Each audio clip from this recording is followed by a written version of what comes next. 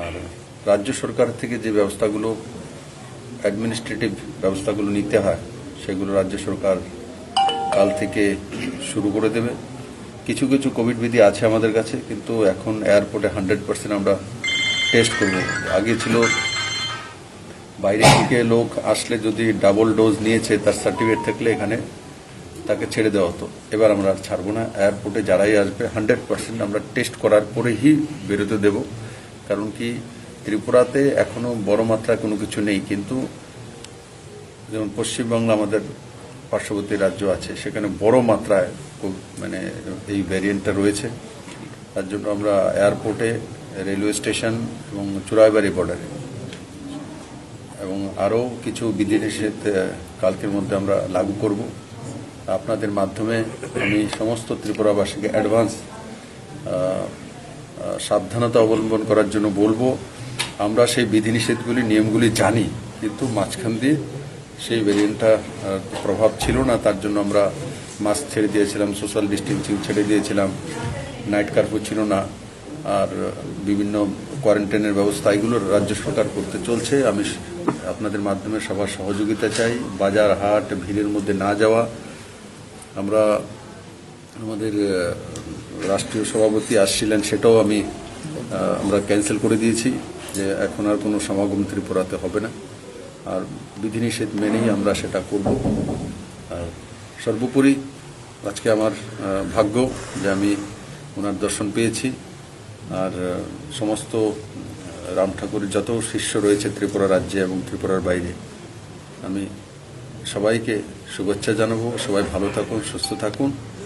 আর আমাদের সঙ্গে মহারাজের আশীর্বাদ রয়েছে। নিশ্চিত আমরা এই ওমিক্রন যে ভ্যারিয়েন্ট রয়েছে, যে ভাইরাস রয়েছে, সেটাকে পরাজিত করব। সম্মতিগুলো রেস্ট্রিক্টেড করা হবে। কালকে তার নির্দেশিকা জারি করে দেওয়া হবে। সোশ্যাল ডিস্টেন্সিং মেনটেন করে যতটা সম্ভব কম মাত্রায় করা যায়, এমনিতে সেগুলো কালকে মানে যতক্ষণ পর্যন্ত লিখিতভাবে না আসে, আমি তো ডাইরেক্ট বলতে পারবো, কিন্তু এটা ঠিক যে বড় মিছিল, মিটিং এগুলো সব বন্ধ হয়ে যাবে। উৎসবগুলি যারা হচ্ছে ওগুলোর বিষয়ে আমরা কোভিড বিধি মেনেই করতে, কারণ আমিও দেখেছি আমাকে বিভিন্ন জায়গায় কিছু জায়গায় আমন্ত্রণ করা হয়েছিল, কিন্তু আজকে এখানে আসার আগেই আমি সেগুলি রিভিউ করার জন্য বলেছি, এবং যেখানে যেখানে নিমন্ত্রণ করা হয়েছে সেখানেও যাতে ফোন চলে যায়। আলটিমেটলি এখন ভিড়ভাট্টাটা না করে কমসে কম 15 days আমরা যদি মোকাবেলা করি সবাই মিলে, তো আমরা এটা থেকে বেরিয়ে যেতে পারবো। বাজারগুলিতে অস্বাভাবিক ভিড়, কেউ মাস্ক করছে না, অধিকাংশই মাস্ক করছে। মাস্কটা বাধ্যতামূলক করা হবে কিনা এবং সেই জন্য ফাইন আদায় করা হবে? মাস্ক বাধ্যতামূলক এখনো আছে, কিন্তু ফাইনটা যেভাবে সিরিয়াসলি করছে এটা করা হচ্ছে না। কালকের পরে ফাইনের বিষয়ে মানে সিরিয়াসলি দেখা হবে। কালকে 11টার সময় চিফ সেক্রেটারি মিটিংটা নিয়ে নিক, দুপুরে হয়তো আমি বলবো সবাইকে নিয়ে স্ট্রিক্টলি ইমপ্লিমেন্ট করব। আর আপনাদের সবার সহযোগিতা চাই। যখন হয় কি, যখন স্ট্রিক্টলি ইমপ্লিমেন্ট করতে যায়। ধন্যবাদ দাদা, তার জন্য আপনাদের সহযোগিতা চাই। আগেও পেয়েছি, এবারেও নিশ্চিত পাবো। কারণ কি, স্ট্রিক্টলি করতে গেলে কিছু না কিছু পুলিশের দ্বারা একটা হয়, তার জন্য কাউ যাতে এটা না ভাবে যে গভর্নমেন্ট স্ট্রিক্টলি এগুলো কেন করছে, কারণ নিজেদের ভালোর জন্য করা হচ্ছে। কাল নির্ণয় হবে, কালকে নির্ণয় হবে।